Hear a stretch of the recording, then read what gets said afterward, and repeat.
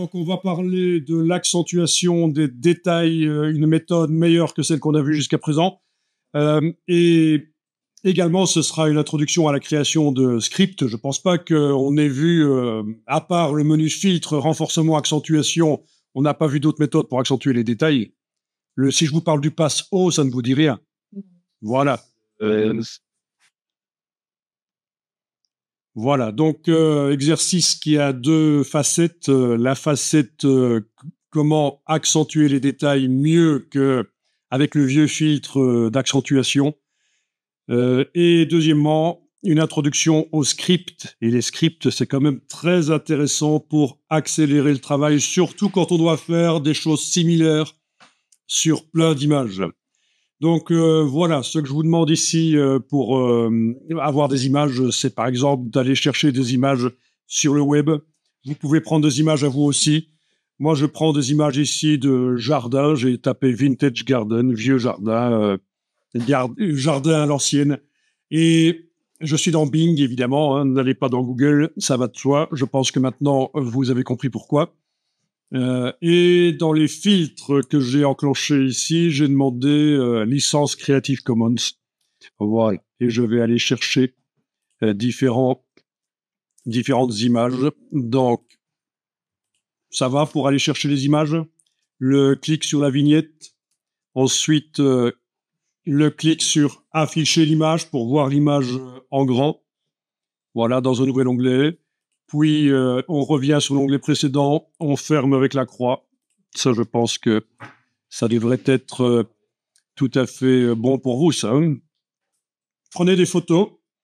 On va espérer que vous allez chercher des photos non traitées, déjà, non améliorées par Photoshop. Sinon, c'est un problème si on veut appliquer un filtre d'accentuation sur une image qui est déjà accentuée.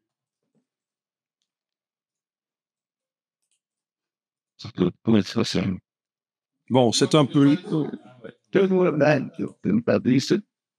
Bon, prenez 3-4 images et ça devrait être bien pour faire des tests.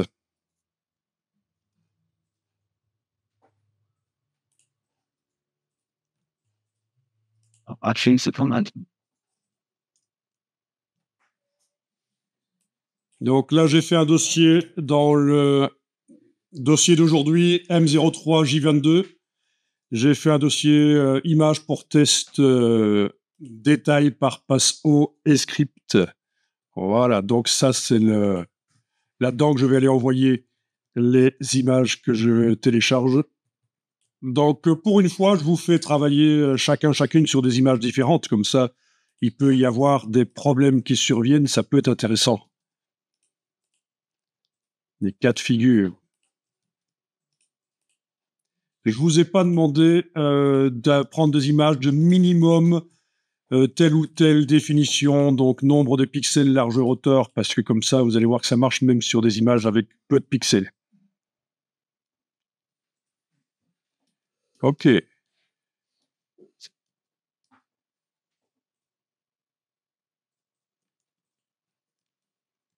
Ah, la plupart des images sont de sites qui proposent des images du domaine public, sauf celle-ci qui vient du site geographe.org.uk. Je me demande ce que c'est.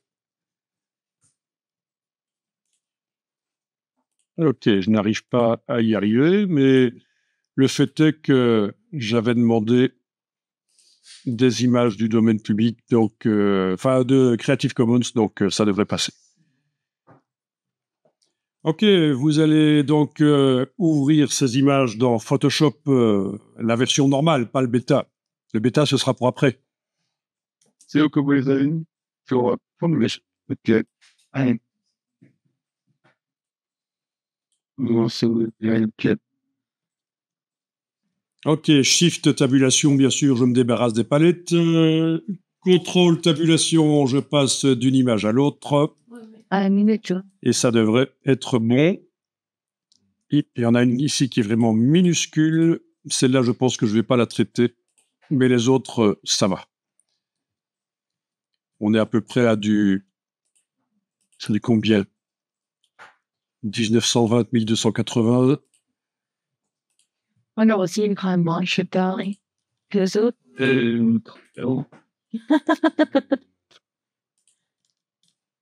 Bon, on va voir. Même avec des petites images, ça va fonctionner. Vous avez sans doute des images qui sont un peu fadasses à cause du soleil et d'autres choses, j'imagine. Sinon, c'est pas grave. Alors, tu me dis, tes images sont toutes petites. De ce genre-là? oui. Ok. Tu n'aurais pas par hasard téléchargé les vignettes quand tu cliques sur et faire clic droit, enregistrer l'image sous. Ou encore pire, quand dans les résultats, faire clic droit, enregistrer l'image sous. Non, je peux télécharger en ayant ouvert. En ayant cliqué sur afficher l'image. Non, tu as cette partie-là, tu l'as zappée. C'est l'intérêt justement d'utiliser Bing, c'est qu'il y a un bouton afficher l'image. Parfois, il se trouve dans le menu ici. Et oui, c'est l'image affichée en grand qu'on télécharge. Donc Google, ils peuvent plus afficher ce bouton, ils peuvent plus mettre ce bouton en fait. Hein. Ils ont eu un petit problème avec Getty Images. Et c'est quoi pour Ben, Getty Images n'était pas d'accord que par Google on arrivait à afficher en grand leurs images. Donc Getty Images c'est une banque d'images en fait. Hein. Et ils n'étaient pas d'accord que via Google on arrivait à afficher en grand leurs images qu'ils vendent en fait. Et donc il y a eu voilà, j'ai juste tapé ici Getty Images versus Google et je tombe sur plein de choses. Voilà, Google, un deal avec Getty va retirer le bouton qui permet d'afficher l'image directement en grand, voilà, etc. Et bizarrement, Bing, on peut toujours afficher les images en grand. Et donc, voilà, affiche en grand. Donc c'est peut-être une découverte pour vous que on peut télécharger des images du web et les utiliser même pour des travaux commerciaux. Oui, parce qu'il y a des gens qui pensent que oui, si c'est sur le web, forcément qu'on peut les utiliser. Toutes les images sur le web, on peut les utiliser. Je peux faire des posters, des flyers avec. Mais non, il faut filtrer et il faut prendre des images du domaine public ou du Creative Commons. Et quand c'est du Creative Commons, il faut vérifier est-ce qu'il y a besoin, est-ce que c'est nécessaire, requis de citer l'auteur sur mon document dans lequel je vais utiliser l'image que j'ai téléchargée.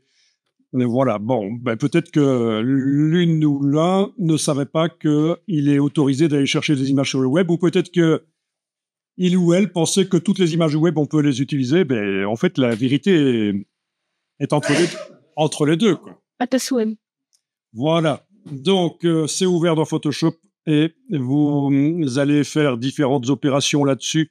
Avant de commencer à s'occuper de la netteté, j'en vais en profiter pour vous parler d'une technique très intéressante pour améliorer l'aspect des images. Je n'ai jamais essayé sur ces images. On va voir ce que ça va donner. Vous allez essayer sur les vôtres, si ça marche aussi. C'est la technique de l'écrêtage avec les niveaux. Les niveaux. On va voir ça. Donc ça, c'est un peu le cousin des courbes, les niveaux. Les courbes, vous avez étudié l'autre jour, mais vous allez voir les niveaux. Ça peut être intéressant aussi.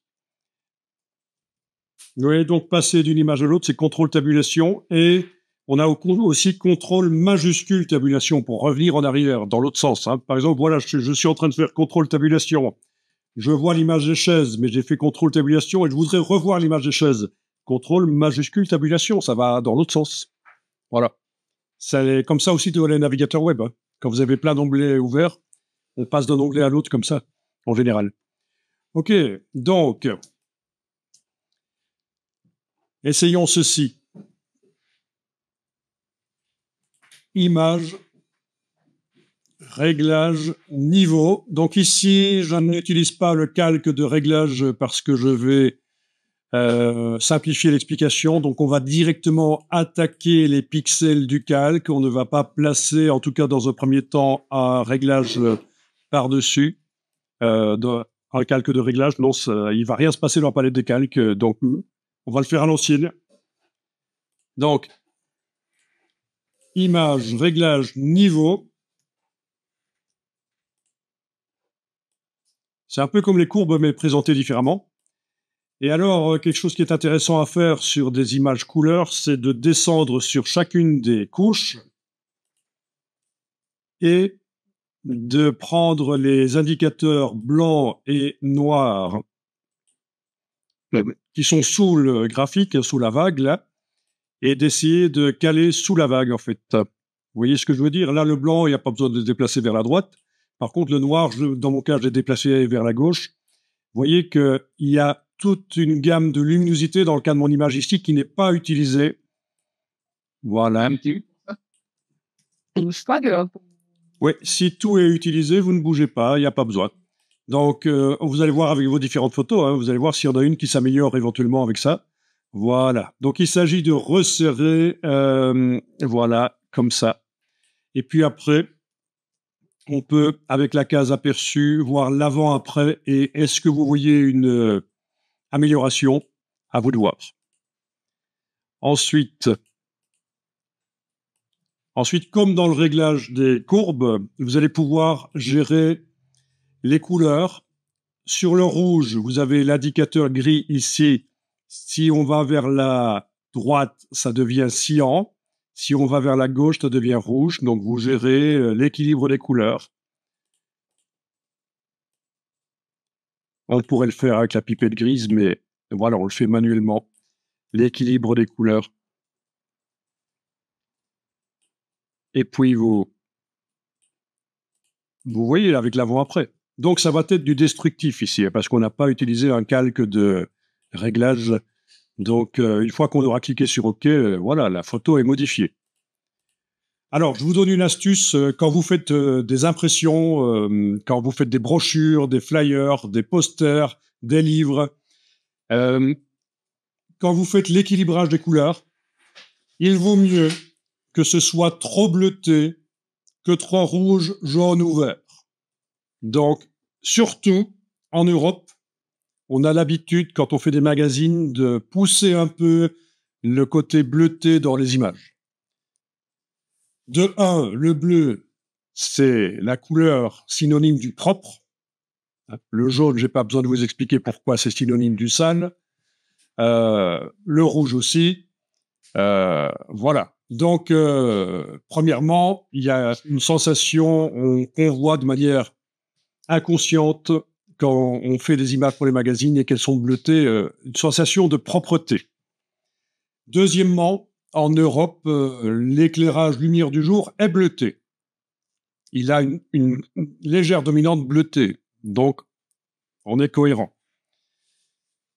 D'accord? Est-ce que certains sont déjà allés en Afrique du Nord ou en Afrique centrale ou de l'Ouest ici? Non? Oui? Bon, mais il y a des choses frappantes quand même. Ah, il y a plus de couleurs, exactement. Surtout quand on est habitué à la lumière de l'Europe, c'est frappant au niveau des couleurs, les tissus en couleur, on le voit beaucoup mieux. C'est vraiment très vif. Mais ça, c'est parce que l'éclairage n'est pas le même. Le soleil ne traverse pas l'atmosphère de la même manière quand on se rapproche de l'équateur que quand on est dans l'hémisphère nord, sous les latitudes européennes. Donc, voilà. Ça, c'est assez frappant. Moi, j'étais quand j'ai découvert l'Afrique, j'étais avec un ami photographe, on était sur une plage, on voit passer des femmes au loin avec leurs tissus en couleur. On a été surpris des couleurs qu'on n'avait jamais vues, quoi. Et je dis à mon ami, tu ferais une retouche comme ça. Non, je veux dire, tu ferais une photo de ça et tu l'imprimes telle quelle. Il y a des gens qui viendraient te dire, ouais, les gars, il faudrait un peu se calmer sur la retouche, alors que c'était sous nos yeux dans la vraie vie, quoi. Si. Voilà.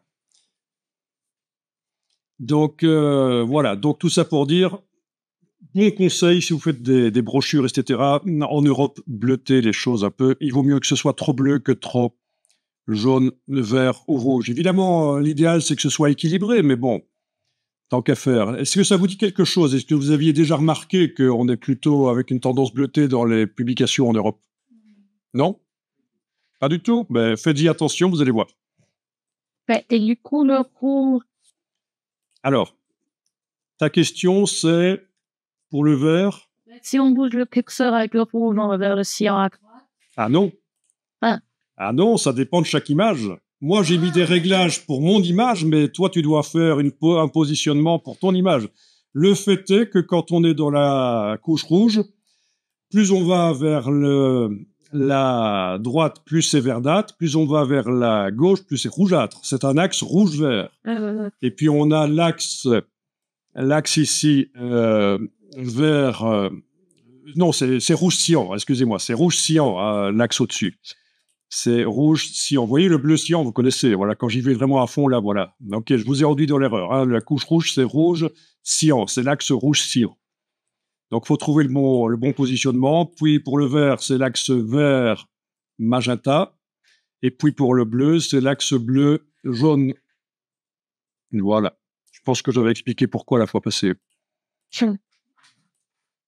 Ok, donc faut arriver à trouver les bons réglages. Donc, comment rapidement améliorer des images éventuellement Non, c'est du cas par cas. Il y a du feeling.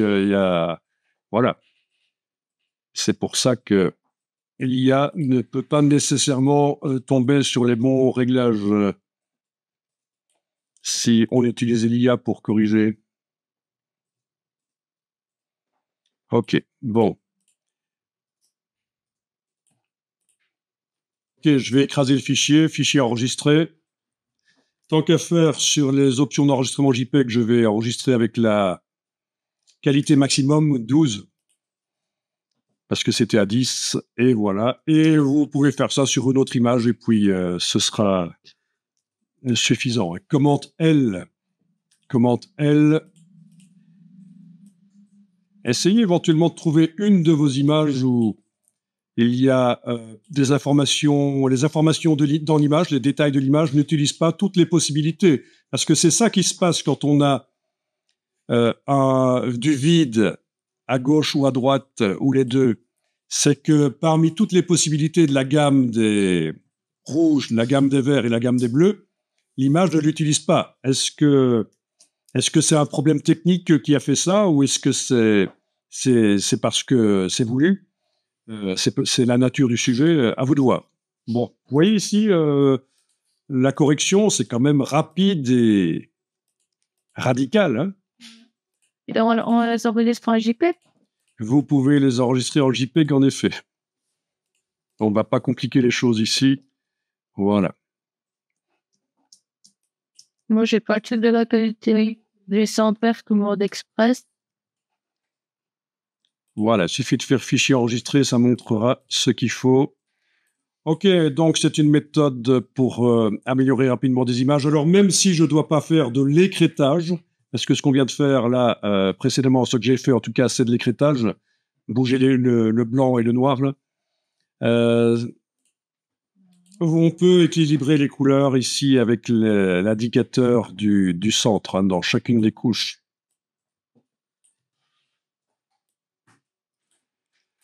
Ok, voilà. Donc, retouche rapide des images, ça peut être intéressant.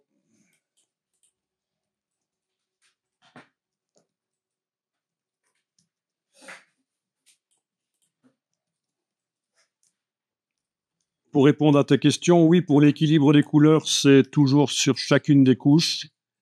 Axe rouge cyan, axe vert magenta, axe bleu-jaune.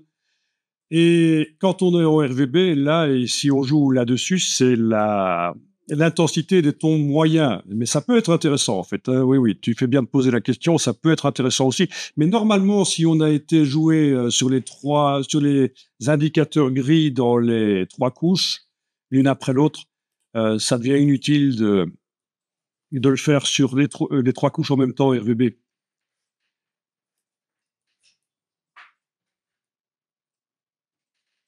Voilà. Ah oui, justement, à ce propos, il y a quelque chose d'intéressant. Je vous ai dit, hein, pour les publications, images, il vaut mieux qu'elles soient trop bleutées que trop autre chose. Mais alors, il y a aussi autre chose, c'est qu'il vaut mieux que les images que vous imprimez soient trop foncées que trop claires. Donc, si vous commencez à essayer de faire des images lumineuses de ce genre-là, sur écran, ça peut donner bien, mais à l'impression, ça va donner un sentiment que c'est mal imprimé, il n'y a pas assez d'encre sur le papier, c'est pauvre. Donc, ce qu'on fait en général, et regardez aussi les magazines, c'est comme ça. En général, on va imprimer plus sombre que nécessaire. Et donc, on va mettre plus d'encre et ça donne un sentiment de richesse. Il y a de la matière. Voilà, on a dépensé 12 € dans un magazine, mais c'est pas pour avoir des pages presque blanches, quoi.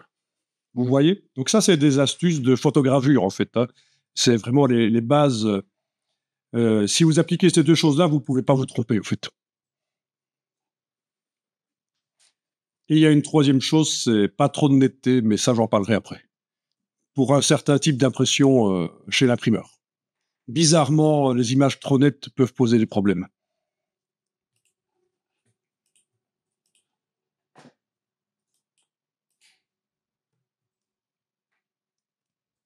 Bon, quand vous avez fait ça, vous pouvez fermer les images. Et on va demander à Photoshop de les transformer automatiquement. Toutes ces JPEG, PNG qui viennent du web, en faire un dossier avec des images au format Photoshop. Parce qu'à force d'enregistrer en JPEG, ça ne fait qu'ajouter de la compression JPEG à la compression JPEG. Donc, c'est pas bon. Donc, quand on a des images JPEG, il vaut mieux les convertir le plus vite possible en format Photoshop. Ici, c'est pas ce qu'on a fait parce que je voulais simplifier l'explication, mais maintenant, on va le faire. D'accord? On va figer une fois pour toutes la compression JPEG. On va ne pas continuer à enregistrer en JPEG. Est-ce que je me fais comprendre? Oui. Ok. Vos images sont dans un dossier, j'imagine.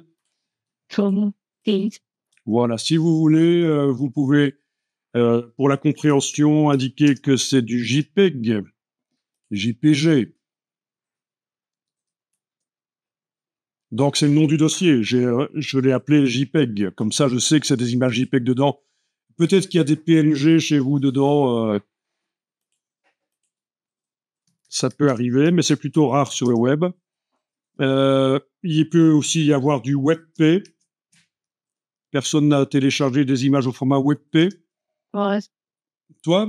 Ben ok, il n'y a pas de problème. Photoshop sait lire le WebP. Maintenant, c'est un format d'image spécialement quand on fait des applications pour les smartphones, en fait. Des images, c'est des images pour les smartphones, pour les appareils mobiles.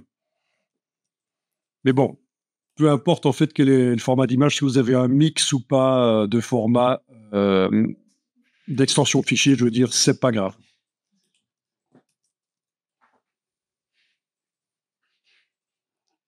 Alors, on va faire ça. Évidemment, vous connaissez, certains parmi vous, certaines menus fichiers, script, processeur d'image. Fichier, script, processeur d'image, ça vous dit quelque chose?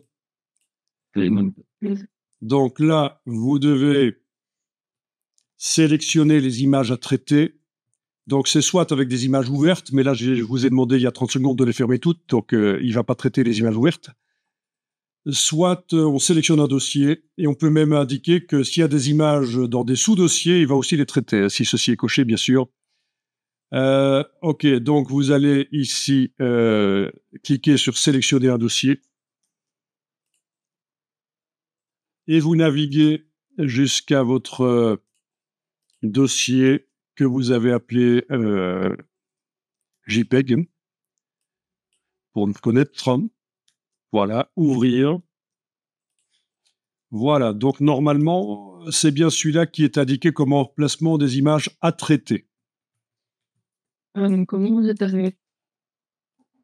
Ensuite, au niveau de l'enregistrement, on peut dire qu'on enregistre au même emplacement ou qu'on envoie vers un dossier.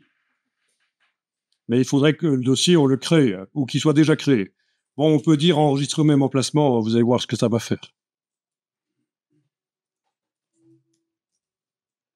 Et c'est ici un type de fichier que vous allez décider qu'est-ce que vous voulez faire. Ben, certainement pas enregistrer sous JPEG, c'est déjà des JPEG. On va demander à enregistrer sous PSD. Alors, est-ce que ceci, il faut le cocher ou pas? Ça n'a pas d'importance vraiment. Ça va faire des fichiers plus lourds si c'est coché, mais on pourra les ouvrir dans d'anciennes versions de Photoshop. C'est juste ça que ça veut dire. Vous voyez qu'ici, on a la possibilité de contraindre les dimensions d'image. Donc, non seulement il va les enregistrer en Photoshop, mais en plus, il va dire, par exemple, que elles vont tenir, par exemple, dans du 300 pixels sur 500 pixels de haut. Vous voyez, ça, c'est intéressant quand on fait des images pour le web, notamment. Mais ici, on va pas cocher. Mais vous voyez, ça, c'est une contrainte, c'est ramener l'image dans par exemple, dans un carré de 500 sur 500 maximum. Mais donc, rectangulaire, parce que ainsi, l'image est rectangulaire, il y aura à gauche ou à droite, ou alors en haut ou en bas, du vide. Elle va rester rectangulaire. C'est la plus grande distance de l'image qui sera 500 pixels, si je fais ça. Voilà. c'est pas moyen plutôt de redimensionner avec.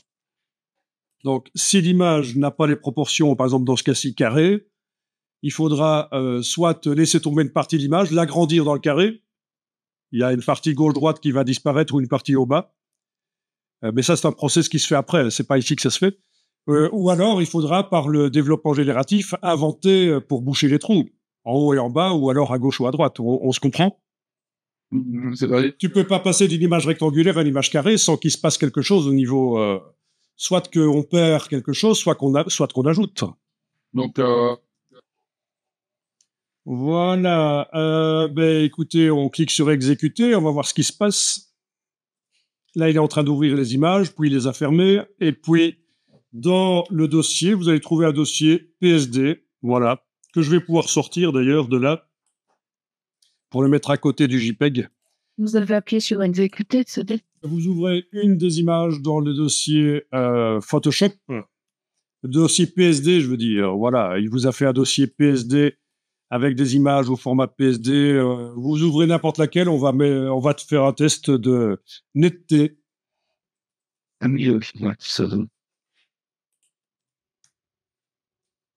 pas avec la version bêta. Non. Alors, on va procéder de manière intelligente. On va peut-être dupliquer le calque ici. Vous le prenez, vous l'amenez sur le signe plus. Il y a d'autres méthodes pour dupliquer. Tant que vous y arrivez, c'est l'essentiel. Donc, il y a un signe plus dans le bas de la palette des calques, en fait. On amène la vignette sur le signe plus et on obtient un rire plan copie. Et je sais qu'il y a 2-3 autres manières d'obtenir la même chose, mais voilà.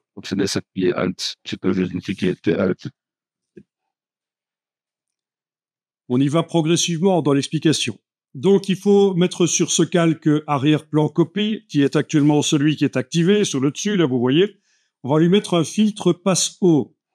Menu filtre, renforcement, menu filtre divers, passe-haut. Filtre divers, passe-haut. Voilà. Ne cliquez pas trop vite sur OK. Donc, l'idée ici, c'est de jouer sur le rayon de manière à ce que on voit comme une espèce de dessin de ce qui se trouve dans la photo. Une espèce de dessin, on voit les contours, en fait. OK, donc, faut pas y aller très fort comme ça. Ça, c'est pas bon, hein. Ça non plus, il faut vraiment y aller un tout petit peu au niveau du rayon.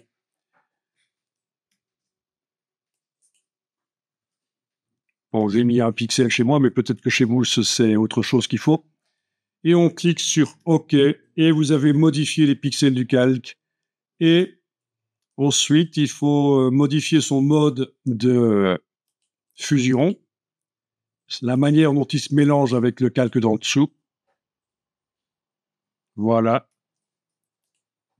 Et vous allez choisir incrustation.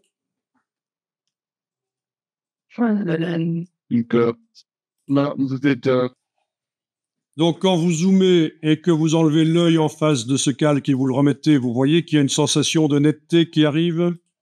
Ça souligne, en fait, ça souligne le détail, en fait. C'est ça l'idée. Donc, c'est beaucoup utilisé, ça, par les photographes. Donc, ça date d'il y a à peu près 15 ans, cette technique. Il y a un gars qui a trouvé cette technique. C'était pas prévu par Adobe.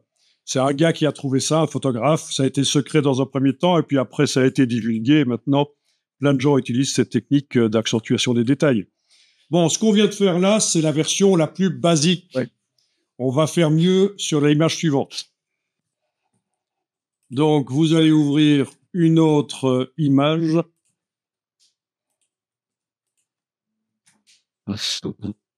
Ah, c'est toujours le réflexe de l'ouvrir avec le raccourci clavier et ça s'ouvre dans la version bêta, c'est ennuyeux. C'est pour ça que moi, parfois, j'enlève la version bêta de l'ordinateur. Ok, donc je la force à s'ouvrir dans la version 2025. Voilà. Ok, les fleurs à l'avant-plan chez moi, elles sont floues, elles sont hors zone de netteté, mais c'est normal donc qu'elles soient floues. Hein. Il ne faut pas croire qu'elles vont redevenir super nettes après à pouvoir appliquer le filtre.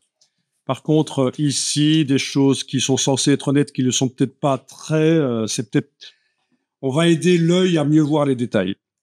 Ok, donc on va refaire la même chose, mais en mieux. Allons-y.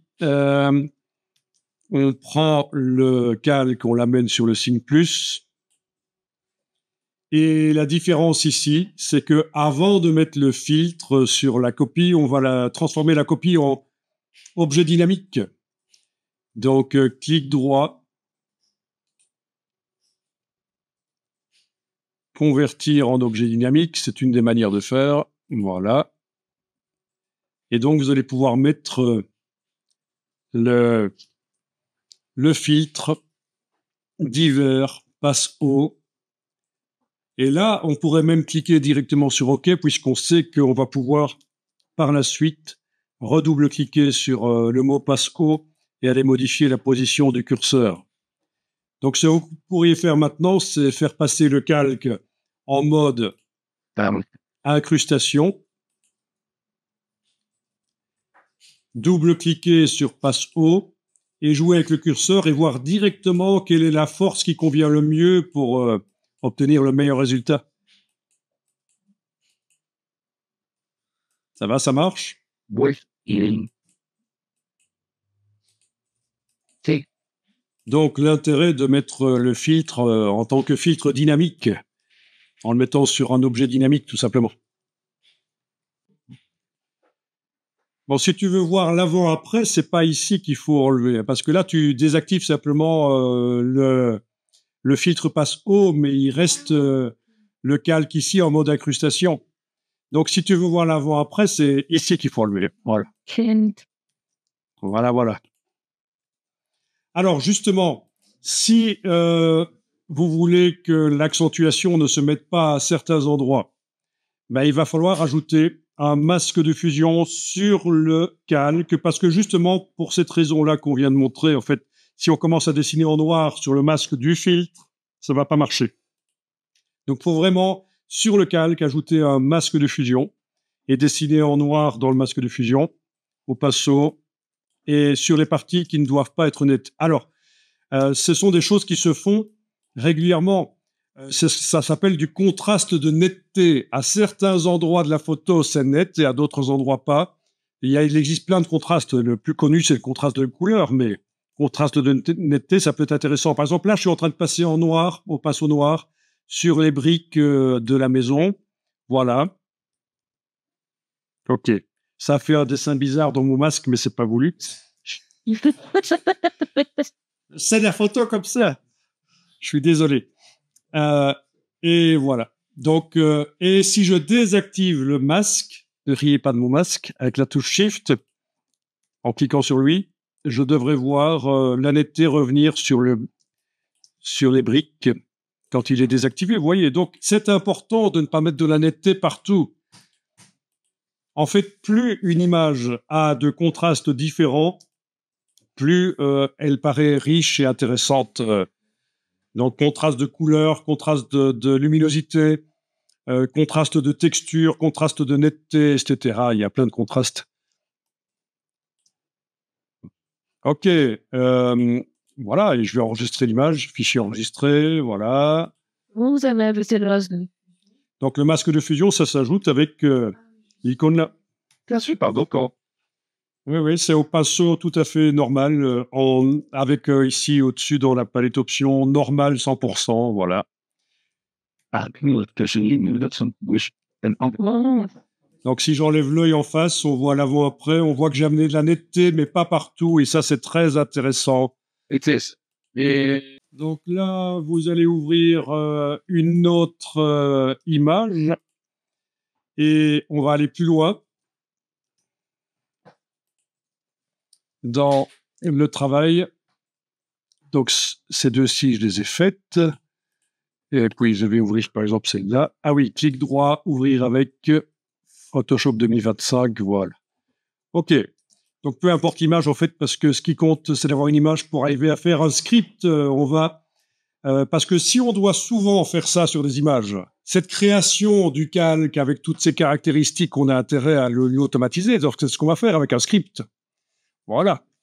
Vous allez chercher la palette Action, menu, fenêtre, Action. En réalité, quand on parle de script dans Photoshop, il y a deux genres de scripts. Il y a les macros, donc les routines. On enregistre une série d'opérations pour la répéter sur une autre image. C'est hyper facile, n'importe qui peut le faire. Et puis, il y a l'autre type de script qu'on trouve ici dans Fichier script. Le processeur d'image est un script complexe. Et puis, il y a d'autres types de scripts qu'on peut ajouter. Voilà, dans automatisation, il y a des choses... planche contact, par exemple, c'est un script complexe. Vous pouvez pas le faire vous-même, à moins que vous connaissiez parfaitement le JavaScript pour le développement Adobe. Voyez, et des scripts pour Photoshop, il en existe plein qu'on peut ajouter, en fait. Des scripts complexes. Donc ici, on parle de scripts d'action pour dire que c'est des scripts simples, en fait. Alors, on y va. Dans le dossier ici, des scripts d'action, vous allez cliquer sur le dossier. Voilà, vous allez pouvoir mettre, si vous voulez, votre prénom ou quoi pour reconnaître par rapport aux autres. Ça pourrait aussi être un dossier dans lequel vous dites amélioration de la netteté des images et vous avez plusieurs scripts à l'intérieur qui sont prêts. Amélioration de la netteté des images. Voilà, donc ça c'est un dossier, c'est pas un script. Une fois que le dossier est fait, vous allez cliquer sur le petit plus ici pour indiquer que le script qu'on va faire, il va ajouter quelques passeaux de netteté. Voilà. Dès que vous allez cliquer sur enregistrer, tout ce que vous faites est enregistré. Même attention, si vous passez d'une image à l'autre, ça s'enregistre dans le script. Donc faites gaffe, on reste dans la même image et la boule rouge est là. Alors j'ai remarqué que chez les jeunes, parfois, ils comprennent pas du tout ce que c'est. En fait, c'est bizarre. Les carrés, les boules rouges, les triangles, pour eux... Mais pour vous, ça va. Vous voyez tout ce que c'est. C'est... Rouge, c'est avec. Ouais. Ouais. Là, il y a une taxe. Voilà. Ben, il y en a qui ne savent pas. Ouais, il faut rien prendre comme acquis. Ok, donc on y va dans la palette des calques. Dans la palette des calques, Merci. vous allez pouvoir faire un clic droit, dupliquer le calque, éventuellement clic droit, dupliquer le calque. Voilà. Ok. Puis, clic droit à droite du nom du calque, là, convertir en objet dynamique. Si j'oublie quelque chose, vous le dites. Hein. Voilà. Ensuite, qu'est-ce qu'il fallait faire? Fallait mettre un filtre de passe haut. Filtre divers passe haut. Je ne vais pas le chercher nécessairement là au-dessus, parce que le dernier filtre utilisé apparaît sur le dessus de la palette des filtres, mais dans le cas de la création d'un script, c'est peut être ennuyeux. Filtre divers passe haut. Voilà. OK. Puis, je vais ajouter un masque de fusion. Et puis, je vais arrêter l'enregistrement du script. Voilà. Avec le carré. Et c'est bon. On a un script. Ah, mais attendez, non, j'ai oublié quelque chose, évidemment, espèce d'idiot. Je recommence l'enregistrement du script. Enfin, je continue, voilà. Il faut aussi convertir le calque du mode normal au mode incrustation. Voilà. OK, là, j'arrête maintenant. Voilà. Donc ça, c'est le script. Dupliquer le calque, le convertir en objet dynamique, appliquer le filtre passe haut, ajouter un masque et faire passer le calque en mode incrustation. Vous avez bien cliqué sur le petit carré, vous n'avez pas la boule rouge. Parfait. Mhm. Eh bien, on va pouvoir tester ce script sur une autre image. Ah oui, c'est là. Donc, je vais ouvrir une autre image que je n'ai pas encore traitée. Bien sûr, je me suis encore planté. Ah, OK. Ouvrir avec... Voilà.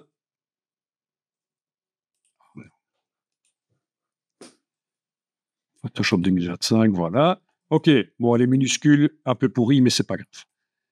Un petit coup de super zoom serait bien le bienvenu là-dessus. Mais quoi qu'il en soit, on va pouvoir tester. Donc, pour tester votre script, vous allez le sélectionner. Attention, ça, c'est pas le script, c'est le dossier de script. On peut avoir plusieurs scripts dans un dossier. Ça, c'est le script. Une fois qu'il est activé comme ça, vous allez appuyer sur le bouton lecture et vous allez voir qu'en une fraction de seconde, les calques vont se faire dans la palette des calques. Voilà, c'est fait. ah, Du coup, il n'y a qu'à double-cliquer sur Passe haut et faire le bon réglage visuellement pour améliorer l'image. Et voilà. Et activer éventuellement le masque et dessiner en noir aux endroits où il ne doit pas y avoir de netteté. donc c'est Ou en blanc où on veut la ramener. euh, Donc, il suffit d'ouvrir une image qui n'a qu'un seul calque, sélectionner donc le script, le nom du script, appuyer sur le bouton lecture et ça fait les calques. Donc, ça fait gagner beaucoup de temps en fait. Hein. Et alors, plus tard, pas cette fois-ci parce que ça va vous compliquer, vous embrouiller, mais plus tard, vous verrez qu'il existe un système qui s'appelle le traitement par l'eau. Vous pouvez désigner tout un dossier qui contient des dizaines, voire des centaines d'images, et il va les traiter. Ça vous prend à vous 10 secondes d'indiquer le dossier et quel script vous voulez mettre sur les images dans le dossier. Et puis, il peut travailler pendant 5 minutes, 10 minutes, 1 heure. Ça dépend du nombre d'images à traiter. Voilà. C'est le traitement par l'eau. À côté de ça, il existe aussi une autre méthode qui consiste à être assisté du script, c'est-à-dire qu'on joue le script sur un dossier. Donc là, on ne s'éloigne pas de l'ordinateur, contrairement au traitement par l'eau, qui travaille tout seul. On est devant l'ordinateur et c'est Photoshop qui ouvre chacune des images une après l'autre et qui vous ouvre le réglage du passe haut et qui vous demande, tiens, quelle est la position du curseur que tu préfères. Et dès que vous cliquez sur OK, il enregistre l'image, il réouvre la suivante, il réouvre le réglage du passe haut. Donc, il automatise quasiment tout, sauf ce qui est spécifique à chaque image, le réglage de la force du passe haut. Vous voyez ce que je veux dire? Donc, deux choses qu'on pourra voir parce que c'est vraiment intéressant pour traiter beaucoup d'images, le traitement par l'eau et le script qui vous donne la main. En fait, on appelle ça le script qui vous donne la main, c'est-à-dire qu'il s'interrompt à un certain moment et c'est vous qui choisissez le réglage. Et puis, il continue quand vous avez fait le réglage. Fonctionnez chez vous? oui. Non, ça n'a pas fonctionné? OK.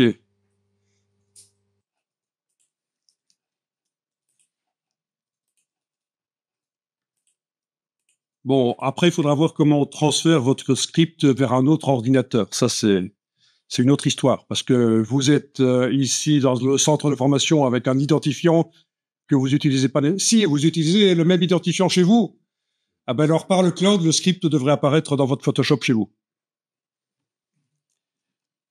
Donc ça, c'est parfait. Il n'y a même pas besoin de sortir de Photoshop ici pour le réinstaller dans l'autre Photoshop. Alors, ce que je voudrais vous montrer ici,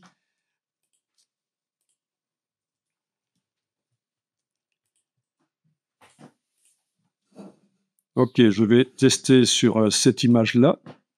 Regardez, vous allez tester après. Voilà.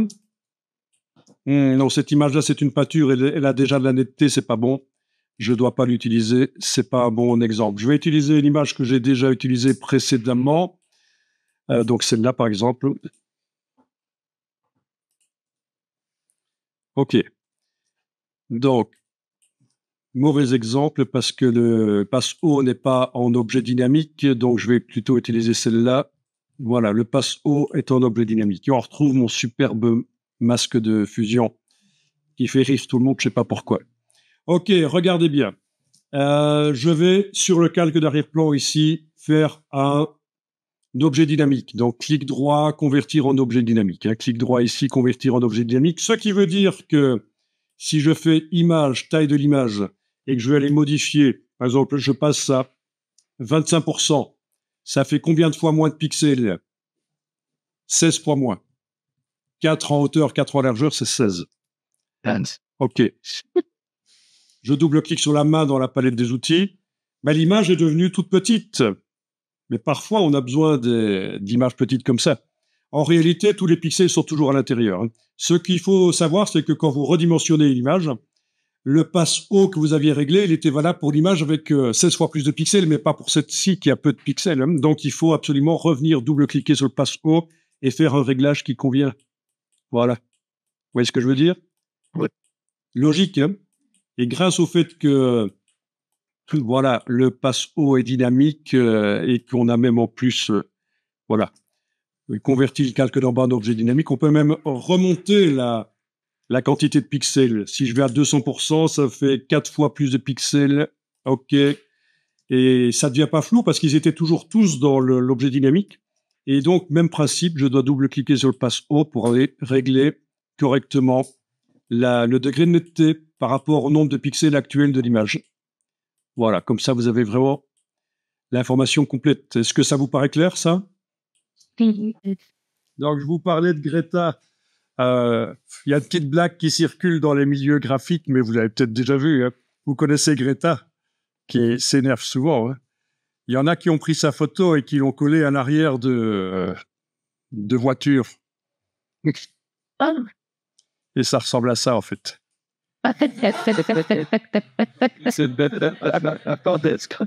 Faut oser, hein. Mais ça marche qu'avec cette marque de voiture-là. Voilà. Voilà. Mais non. Il y a aussi une version avec une tête de mort, mais qui n'a rien à voir avec Greta. Mais il y en a qui font une tête de mort comme ça à l'arrière de la voiture. C'est humoristique, pourquoi pas. Hein. Ouais, bon, bah. Suivre ce qu'on a vu avant, je vous ai mis des images sur le serveur, dans les dossiers, dans les images à télécharger, mais vous y avez accès directement au dossier en tapant ça dans la barre d'URL d'un navigateur. Allez-y, téléchargez les deux images qui sont là, enfin c'est un dossier avec deux sous-dossiers, des images dedans. Donc c'est des albums photos, vintage, des vieux albums photos avec des vieilles photos. On en trouve sur les marchés aux puces, c'est très très intéressant. Il n'y a pas de droit d'auteur dessus, il n'y a plus de droit à l'image. On peut faire des choses intéressantes avec. Mais ceci dit, vous avez aussi peut-être des photos de famille comme ça chez vous, des albums avec des photos de famille, des vieux albums. Moi, je vous encourage à les photographier pour les numériser, pour au cas où ils disparaîtraient. On ne sait jamais. Si vous tenez vraiment à un album photo, numérisez-le, photographiez-le. Demandez à quelqu'un de tourner les pages et clic, en 2 minutes, l'album photo est photographié avec un smartphone en bonne qualité. Mais donc là, je vous ai mis des photos d'albums photo et vous allez voir qu'il y a des choses intéressantes à faire pour aller encore plus loin que simplement faire des photos, des pages avec plusieurs photos sur la page. Ça marche pas. Ok, donc album photo avec droit et non et pas droit, voilà. J'allais dire non droit comme vous, mais... Ok, alors on commence par le droit. Vous ouvrez ça dans Photoshop, clic droit, donc ouvrir avec Photoshop 2025, puisqu'on a installé la version bêta et que ça pourrait poser éventuellement des problèmes de double-cliquer. Non, enfin, ça pourrait marcher dans la version bêta. Hein. La version bêta, c'est la même chose que la version actuelle, sauf que elle est peut-être un peu plus instable. Ça pourrait planter pour certaines choses. Alors, ce qu'on va faire ici, c'est quelque chose qui existe depuis... dans Photoshop depuis plus de 25 ans. Et pourtant, il y a des gens qui ne savent pas que ça existe. Donc, je parlais encore avec des formateurs dernièrement. C'est toujours extrêmement drôle de montrer les fonctions qui existent depuis 20 ans. Et puis, il y a des gens qui disent « Ah, mais je connaissais pas cette nouveauté. Si j'avais connu ça avant. » Ben oui, mais ça fait 25 ans, quoi. Faut juste se renseigner, quoi. Ok, donc l'idée, c'est quoi? C'est que quand on photographie des albums photos, des pêle-mêle, ou plusieurs photos que vous avez qui sont pas attachées à l'album et vous les avez posées sur une table n'importe comment, vous allez pouvoir demander à Photoshop de sortir les photos automatiquement. Chaque photo va devenir une image que vous allez pouvoir enregistrer sur un fichier séparé sur le disque dur, évidemment. Donc, la fonction... je vous dis tout de suite, avec la photo telle qu'elle est là, ça risque de pas fonctionner. Donc, on va quand même tester, on va voir ce que ça va dire. La fonction, elle est là, dans Fichier, Automatisation, rogner et désincliner les photos. Automatisation, rogner Oui, et rogner la taupe. Non, rogner et désincliner les photos, ne dites pas n'importe quoi. Voilà, et quand on fait ça, on obtient ça. Et c'est pas bon, et je ferme ce que je viens d'obtenir, là, le nouvel onglet, parce que ça n'a pas fonctionné, ne pas enregistrer. Voilà, et je suis revenu là-dessus. Bon, vous avez vu, ça ne fonctionne pas, parce qu'en fait, il va falloir... Il considère qu'en fait, l'album, c'est la photo à rogner. Mais ce qu'il faut faire, c'est... Et ça pourrait fonctionner avec un scan de une seule photo, alors c'est... Oui, ça fonctionne avec un scan d'une photo, ou alors sur le scanner, tu mets plusieurs photos n'importe comment, même tournées, parce que c'est rogner et désincliner. Et ce qui est génial, c'est qu'il va en fait, ça va marcher. Mais sauf que ici, je vais devoir avec l'outil recadrage recadrer. Voilà. Alors elles sont pas tout à fait face à l'appareil photo, hein, elles sont un peu en perspective. C'est pas grave, ça va marcher. Et vous validez donc c'est l'outil de recadrage ici, évidemment. Alors oui, je fais Escape pour vous montrer que l'outil de recadrage, je l'ai utilisé avec l'option ici, fond, arrière-plan, ou alors ça s'appelle fond transparent, mais surtout pas développement génératif ou remplissage après le contenu, hein, quand vous faites ça. Donc voilà, d'une manière ou d'une autre, il faut recadrer. Comment on peut se pour Ok, j'annule. Donc tu dis... les proportions sont forcées. Ben, c'est ici, en fait, dans rapport largeur-hauteur, je sais pas, la personne qui a utilisé Photoshop avant a mis des choses ici. oui. Ben, il faut cliquer sur effacer. Voilà. Sinon, ça force le recadrage à être format un tel ou un tel A4 ou HD ou je ne sais pas. Ok, donc là, normalement, avec cette image-là, ça devrait fonctionner. Donc, j'ai qu'un seul onglet actuellement. L'onglet de cette photo, je demande fichier, automatisation, rogner et désincliner. Et voilà, on a la première ici. Bon, évidemment, les images sont pas de bonne qualité parce que c'était pixelisé, mais c'est pas grave. Voilà. Voilà, il a bien fait le boulot, quoi. C'est assez génial, quoi. Vous pouvez vous faire payer pour numériser des albums photos, en effet. De gens que vous connaissez pas, c'est un service que vous offrez, pourquoi pas. no business. Bon. Après, il y a la technique rapide, image réglage courbe, et on pourrait même faire un script qui ouvre ça tout seul. Pipette blanche et on clique, voilà. Pipette noire. Pipette noire ici, c'est pas génial. Ça dépend où on clique. Voilà, pour améliorer rapidement. Mais encore une fois, il n'y a pas beaucoup de pixels dans l'image ici, mais bon, vous voyez que la pipette blanche pourrait améliorer éventuellement. En supposant que la qualité soit pas trop mauvaise. Image réglage courbe, donc commande M, cliquez sur ce qui est censé être blanc, et voilà. Et puis, un point au milieu, et on bouge. Bon, ok, je vais fermer ça, commande W sans enregistrer, il n'y a pas besoin. Et quand c'est comme ça, il faut améliorer. Non, la netteté était vraiment très mauvaise, en fait. Hein. La netteté était vraiment très mauvaise, donc ça va être difficile d'améliorer, en fait. En tout cas, avec Photoshop, le super zoom pourrait peut-être améliorer éventuellement, mais il faudrait peut-être utiliser Upscale ou d'autres logiciels plus spécialisés en IA pour améliorer. Sinon, il y a aussi le site MyHeritage qui fait la généalogie et a intégré également l'amélioration de photos, la colorisation et l'animation de photos vintage.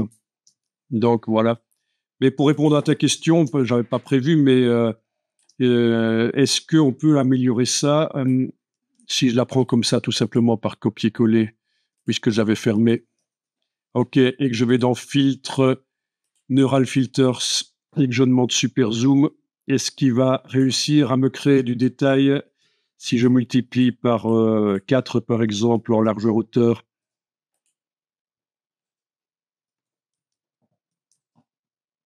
Non, il m'a pas fait un truc terrible du tout, hein. Mais faut dire aussi que j'ai pas joué sur les paramètres. Super zoom, donc réduction du bruit, amélioration des détails du visage, réduction du bruit, netteté. Non, c'est pas Photoshop avec son super zoom. Pour des cas désespérés, c'est pas ce qu'il faut. Supprimer les artefacts JPEG.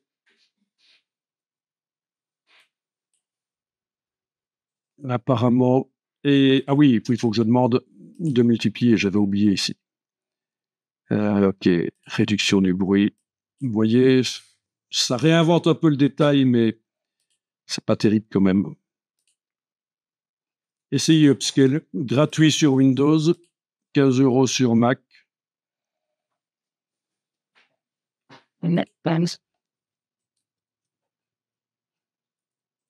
Voilà, donc ça marche pas terrible, hein. On part de là, il faut dire, et on va vers ça, quoi.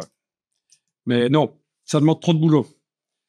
Il y a des gens qui se sont spécialisés dans la restauration de photos. Bon, ceci dit, dans les neural filters, il y a aussi de la restauration de photos, hein. Ça, c'est vrai que je l'ai pas dit, mais il y a la restauration de photos ici. Vous pourrez tester, ça pourrait aider. Mais c'est pas le sujet, donc je vais, pour l'instant, on pourra y revenir si vous voulez, mais une prochaine fois. Mais là, je ferme les photos. Voilà. Donc là, je vais ouvrir l'autre image qui est indiquée comme étant pas droite. Voilà. Donc, ce qu'il faut faire ici, pour bien faire, c'est parce que si je fais rogner et désincliner, la fichier automatisation rogner désincliner, qu'est-ce qu'il m'a fait? Ah, il m'a sorti plein de petits morceaux, donc c'est foireux. Ok. Clic droit, fermer les autres, ne pas enregistrer. Mais avant de faire l'opération rogner et désincliner, ici, il faut rétablir, il faut supprimer la perspective, en fait. Donc c'est facile.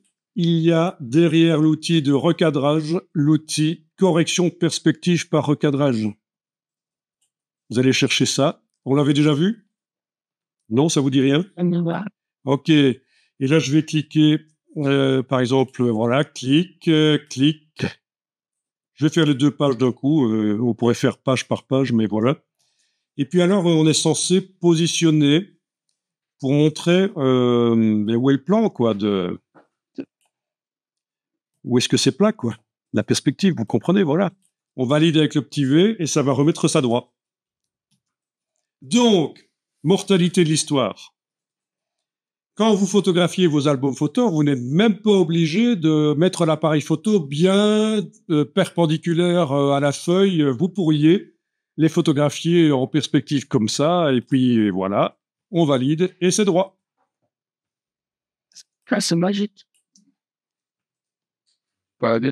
Et maintenant, on peut faire automatiquement. Et oui, encore une fois, les images de démo ici sont floues, mais c'est pour montrer que ça fonctionne. Voilà. Là, je fais commande tabulation. Ça n'a pas fonctionné. Ben, il sort les cadres, hein. Il sort les cadres avec, il sort même des morceaux de cadres, mais techniquement, ça peut quand même aider. Ça peut quand même aider. C'est dans le file sur le cadre.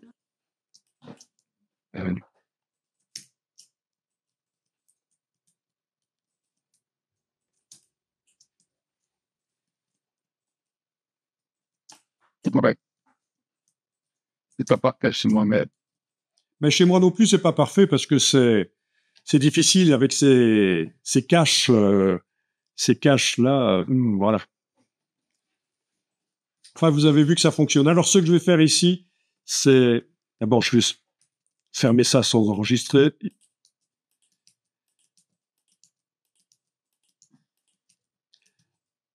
Donc, ce que je vais faire ici, c'est revenir avec le précédent. Voilà. Et alors ici, sur le précédent, pour améliorer les choses, j'aurais pu, avec l'outil de correction de perspective, eh bien, chaque page, la remettre droite, hein. Clic, clic, clic, clic, voilà. et commencer à essayer de mettre parallèle au cadre la grille, quoi. Donc, voilà.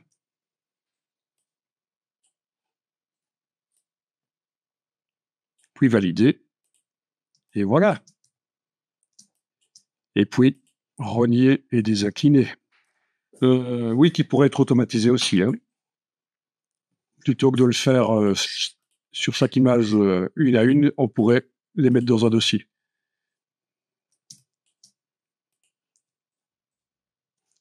Voilà, donc ça marche mieux. Après, il faut que je fasse fichier version précédente et venir m'occuper de la page de droite.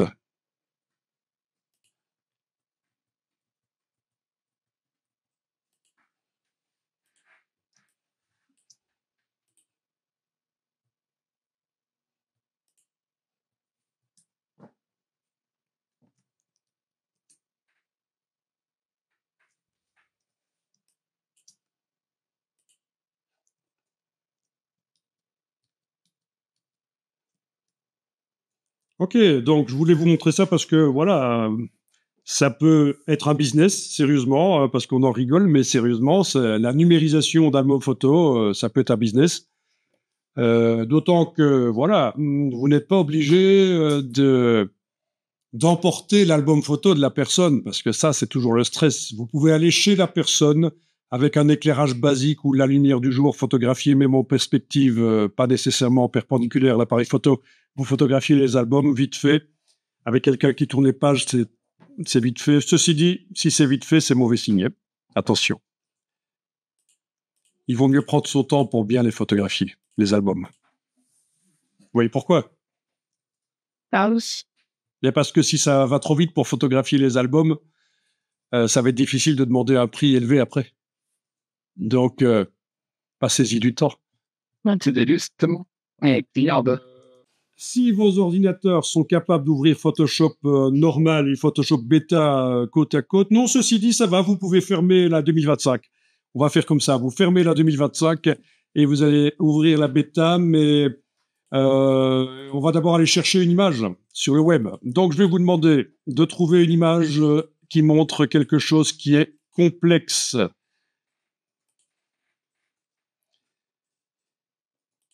Donc, dans Bing, qu'est-ce qui est complexe? Les vélos, par exemple, ça c'est un objet complexe.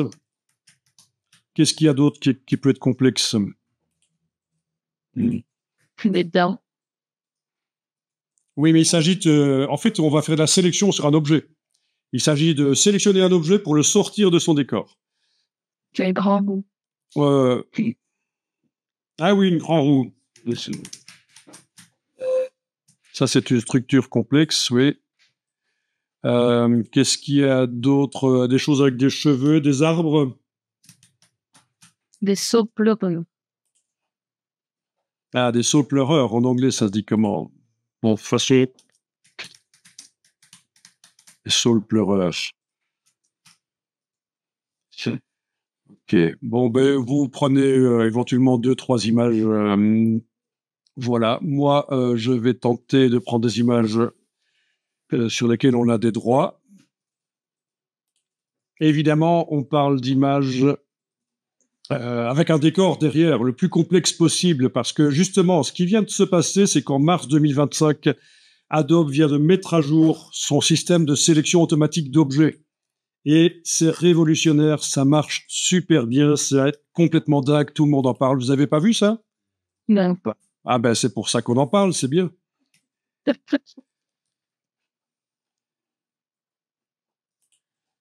Vous n'êtes pas, vous faites pas encore le suivi, comment dire, la veille technologique.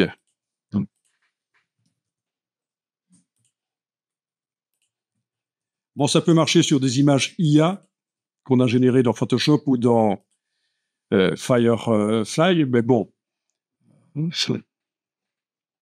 Voilà.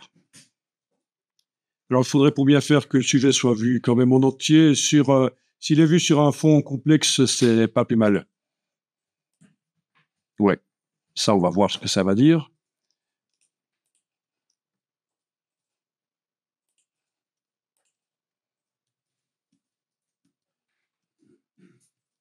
Mais on ouvre l'espace dans la bêta, du coup.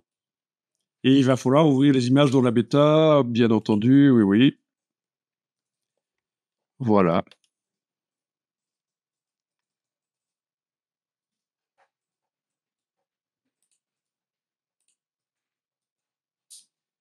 Ok, je vais quand même prendre...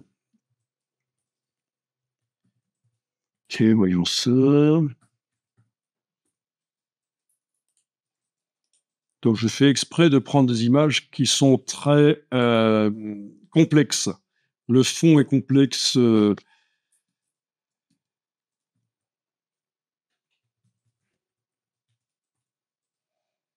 Bon, c'est vrai que si c'est pas vu en entier, ça pourrait marcher aussi, hein.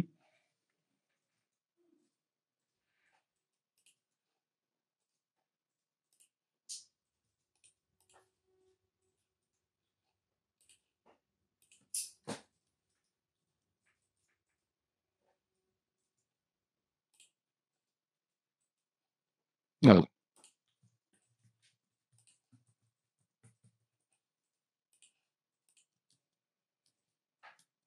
Donc, si c'est convaincant, si vous êtes convaincu par ce qui va être montré, vous pourrez, quand vous avez les sélections complexes à faire, éventuellement les faire dans Photoshop Beta en attendant 2, 3, 4 mois, je ne sais pas combien de temps ça prendra, que ça arrive dans la version normale de Photoshop.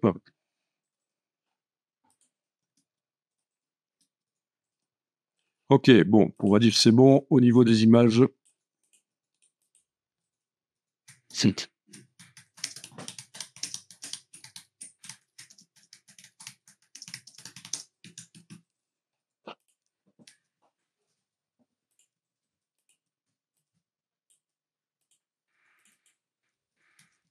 Ok, donc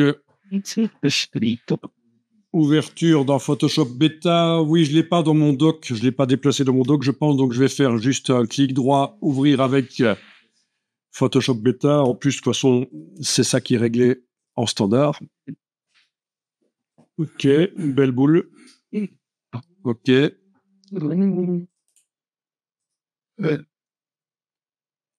Voilà, Shift Tab.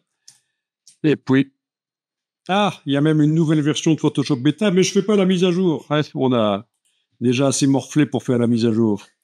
Bon, les images ici sont pas extrêmement précises, mais si, il y en a qui sont précises et d'autres moins. J'ai pas demandé une taille minimale quand j'ai fait la recherche dans Bing. Ok, voyons ça. Donc, méthode habituelle avec le sélecteur d'objets. Parler un Il n'arrive pas à voir le vélo. Ah non, là, il marche pas. Par contre, le fond, il le voit. Donc là, il y a peut-être l'astuce. Ça, c'est la méthode traditionnelle qui marche pas bien, mais je teste quand même pour voir, hein. Donc, je clique, je sélectionne dans ce cas-ci le fond, puis je vais faire sélection intervertir. Puis, dans la palette des calques, je vais ajouter un masque. Et voilà. Vous avez fait quoi pour Voilà. Donc ça, c'est la méthode traditionnelle, on va dire, mais je vais jeter le masque le masque là, voilà, et dire que je le supprime. Donc je prends la partie masque et je vais la mettre à la corbeille. Je vais répéter après, vous allez voir si vous êtes un peu paumé dans Photoshop là. Je fais supprimer, pas appliquer, hein, supprimer. Alors la nouvelle méthode, elle est où? Menu, fenêtre, il faut absolument la barre des tâches contextuelles, menu fenêtre, barre des tâches contextuelles. Et là, on a sélectionné un sujet. Et ça va faire appel au cloud. Donc, sans accès web, ça foire. Et là, voilà, il est en train de sélectionner le sujet. Et voilà, il l'a vu. Je vais donc ajouter un masque dans ce cas-ci, mais il faudrait en fait... Non, c'est bon, je clique sur le masque, voilà. Et voilà, et c'est meilleur. C'est meilleur que ce qu'on a eu tout à l'heure. Donc, je vais tester sur d'autres choses, hein. J'ai pas besoin de tester l'ancienne méthode. Vous pouvez me croire sur parole que ça marche pas. Hein. Barre des tâches contextuelles, sélectionner un sujet. Mais là, c'est bizarre parce qu'il y a deux sujets. On va voir ce qu'il va faire. Hein. Mais c'est chouette. Et donc, ça fait appel aux super ordinateurs de Adobe en ligne. Hein, c'est le cloud. Ça se fait pas en local. C'est trop complexe. Voilà. Je clique pour mettre le masque. Et voilà. Et ça marche super bien. Les rayons du vélo, tout ça. Croyez-moi, l'autre méthode ne fonctionnerait pas aussi bien. Bien sûr, il y a parfois des erreurs, ça peut arriver. Il faut encore parfois corriger, mais beaucoup moins qu'avant. Donc, je remonte. Je vais essayer ici. Barre des tâches contextuelles. Est-ce que tu as ta barre des tâches contextuelles? Oui. Sélectionner un sujet. Oui. Ça sélectionne le sujet. Ça sélectionne ma composte. Ensuite, dans le bas de la palette des calques, je clique sur le masque de fusion. Et voilà. Alors, il y a un peu de contamination, ça n'a pas été parfait, mais avec un peu de boulot en connaissant Photoshop, c'est déjà pas mal du tout. Juste par curiosité, Chez moi, c'est pas ça. je vais jeter le masque et le supprimer. Supprimer, parce que appliquer, ça veut dire que les pixels actuellement non visibles seront effacés du calque. C'est pas du tout ça que je veux. C'est supprimer, voilà. Et l'ancienne méthode ici, avec sélectionner le sujet, donc, voyons ce que ça donne. Ouais, là, ça donne pas si mal que ça. On a quasiment la même chose, en fait. Oui, mais dans mon cas, ça... Et donc, ici, pour... Ah, on veut aller plus loin, là. Donc, Ici, pour supprimer ce qui est clair, ça va être du cas par cas. Ce que je ferai, c'est déjà dupliquer le calque pour travailler sur une copie, enlever l'œil en face de l'original. Donc, travailler là-dessus et peut-être double-cliquer à droite ici pour jouer avec l'ancienne méthode des curseurs d'écrêtage, c'est-à-dire rendre invisible par la luminosité. Ah, mais attends, avant ça, je vais peut-être aller dans la palette des couches, menu fenêtre couche, aller voir dans quelle couche l'arbre par rapport à son fond bleu derrière, là, se détache le mieux. Donc, rouge, vert, bleu, c'est dans la couche bleue qui se détache le mieux de son fond blanc derrière, on est d'accord, hein? Ok, je reclique sur le mot RVB, et donc je recommence l'opération que j'avais commencée, mais j'avais oublié d'aller vérifier dans quelle couche l'arbre est le plus contrasté par rapport à son fond, donc c'est le double clic ici à droite. Et donc, au lieu de faire comparaison sur RVB, qu'ils appellent ici gris, je vais faire comparaison sur bleu. Donc, c'est la couche bleue qui va être la référence pour rendre transparent certaines parties. Voilà. Donc, ça fait une sélection pixelisée. On n'avait jamais fait ça? Et avec la touche Alt et la touche Option, je sépare en deux pour faire une transition entre ce qui est transparent et ce qui ne l'est pas. Et voilà comment je réglerai le problème. Et si cette opération a rendu le tronc partiellement transparent, ce qui doit être le cas ici, mais je vais surtout le voir si je fais un calque en dessous et que je le remplis d'une couleur bien tranchée. Voilà, ok. Ça arrache un peu trop quand même. Ok, voilà. Donc j'ai juste mis un calque coloré temporairement en dessous. Ça, vous ne le faites pas, hein, je réponds à la question, mais normalement, c'était pas prévu de voir ça. Ok, donc oui, c'est ça. Moi, c'est une des méthodes que je ferais, mais il y en a sans doute d'autres. Et donc, le problème, c'est qu'ici, le tronc est devenu aussi partiellement transparent. Donc, ce que je ferais, c'est reprendre le calque d'origine, jeter carrément le masque de fusion, donc l'afficher, donc tout apparaît. Ajouter un masque de fusion qui masque tout. C'est Alt-clic sur le masque de fusion, donc il est d'office rempli de noir, et dessiner en blanc pour les endroits, dessiner en blanc dans le masque aux endroits où ça doit réapparaître, le trait. Et voilà. Ok. Oui, c'est un peu rapide, mais voilà. Tu as l'enregistrement vidéo s'il faut. Hein. Et c'est vrai que voilà, c'est pas évident. Il faudrait aussi améliorer le masque avec l'option, le masque là créé par l'IA, l'améliorer avec l'option, et ça on l'avait fait sur l'ours, hein, l'option sélectionner et masquer, ça vous dit quelque chose, hein, sélection, sélectionner et masquer. Donc, ok. Avec l'option contour progressif, l'option décalage du contour en négatif. Voilà. Donc ça peut aider.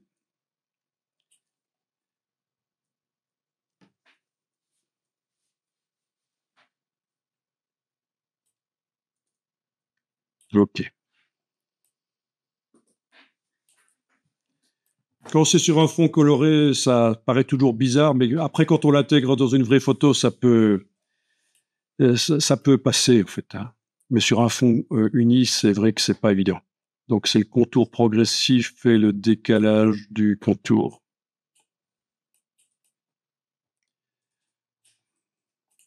Voilà.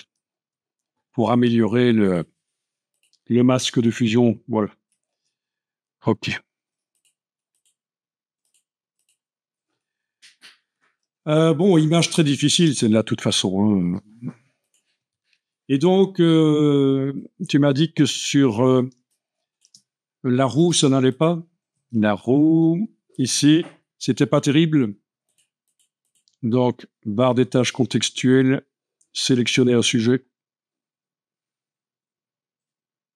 Alors, on va faire bugger les ordis de Adobe avec des images comme ça. Alors, calque, masque de fusion. Bon, bah ici, ça marche en tout cas. Hein. Chez moi, pas mal. Bon, c'est pas la même micro, tout le monde. Ouais. Bon, ben, si tu sais m'envoyer la photo par mail, comme ça je vais regarder, comme ça, parce que c'est surprenant. J'aimerais voir ce que ça donne. Attendez, donc, Ok, donc. Ouais, donc tout le monde en parle pour l'instant. Hein. C'est vraiment une amélioration fulgurante par rapport à ce qu'on avait avant. Encore une fois, je vais tenter ici par la méthode d'avant. c'est les points d'ordre. Ah, il est tout. Oui, donc oui, je pense que là, c'est moins bien. Ça fait télé dans moi, on va. Voilà, ben vous avez vu. Vous avez vu. Ok, oui. Oui, dans Photoshop normal, vous avez aussi sélectionné un sujet, mais ça fait pas appel au cloud aussi bien que ça, en fait. Voilà. Ok. Mais dans Photoshop, avant la version bêta 2025, là, on avait donc cet outil et on pouvait aussi faire appel au cloud. Ah, mais voilà, oui, c'est ça. J'étais déjà en mode cloud, moi, avec l'outil habituel.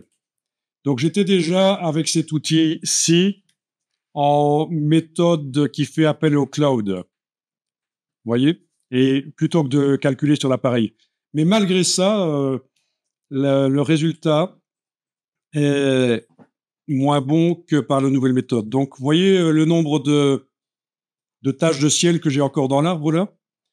Ok, je jette, je supprime et je fais l'autre méthode ici, sélectionner un sujet. Et là, ça fait appel à la nouvelle méthode. Voilà, masque de fusion. Voilà. Là, c'est des trous, c'est pas le ciel. Donc, ça marche mieux. Donc, même par rapport à l'outil habituel en mode cloud, la nouvelle méthode qui fait appel aussi au cloud fonctionne mieux.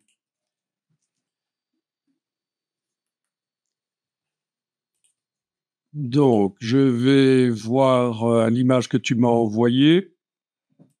Elle a l'air minuscule. Hein. Oui, elle n'est pas très box. Ok, malgré tout, c'est net. Et donc, sélectionner un sujet. Ok. Ça n'a pas fait ça chez toi? Chez moi, ça a pris du bleu. Ça a pris du bleu, du ciel. Ah oui, tandis qu'ici, on dirait que ça marche. Bizarre, hein? Bizarre.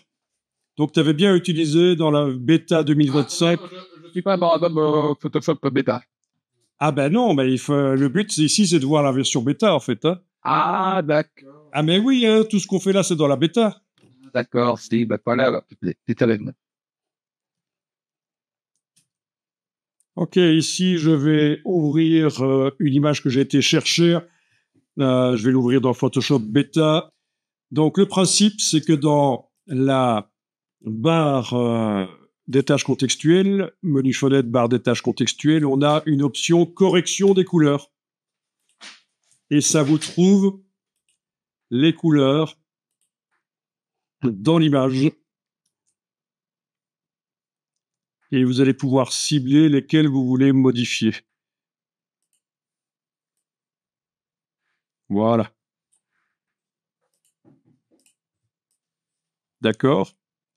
Bah, tester. Allez chercher une image colorée éventuellement. Testez ça.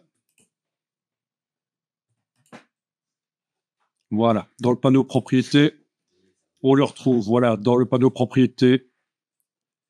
Donc, il vous propose d'office les couleurs de l'image, quoi. C'est un